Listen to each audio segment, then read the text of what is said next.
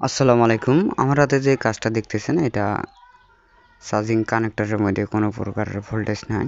এই ভোল্টেজটা কিভাবে নিয়ে যাব আপনাদেরকে দেখাচ্ছি আমি। অপর পাশে আছে ভোল্টেজটা, চার্জিং সকেটের আশপাশে আছে, আমি দেখাচ্ছি। এটা কানেক্টরের পর্যন্ত কিভাবে নিয়ে যাব, কিভাবে কাজটা করব, কিভাবে হবে, ভিডিওটার সাথে থাকলে হয়তো বা কিছু শিখতে পারবেন।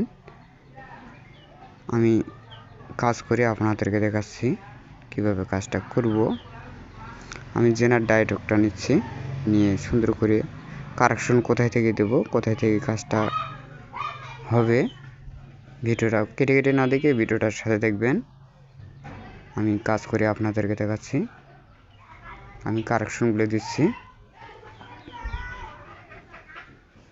কারেকশনগুলো দিয়ে আপনাদেরকে দেখাচ্ছি।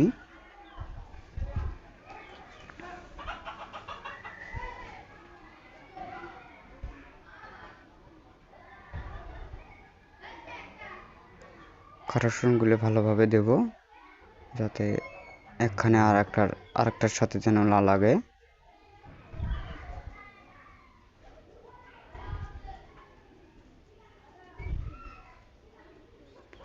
কারেকশনগুলি কোনো একখানে হলে হয়তো বা সমস্যা হতে পারে। আমি ভালোভাবে সোল্ডারিং করে নিচ্ছি, করে নিয়ে চার্জের কারেকশন দিয়ে আপনাদেরকে দেখাচ্ছি কানেক্টরের মধ্যে ভোল্টেজটা ঢুকলো কি না। আমি জেনার ডায়োডটা লাগিয়ে নিলাম।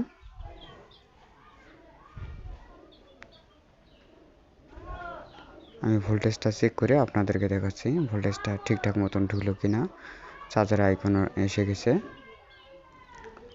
আমি ভোল্টেজটা আবারও চেক করে দেখার চেষ্টা করতেছি।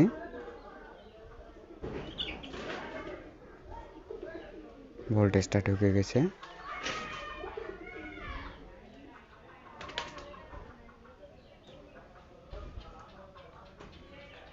চার্জার আইকনটা এসে গেছে।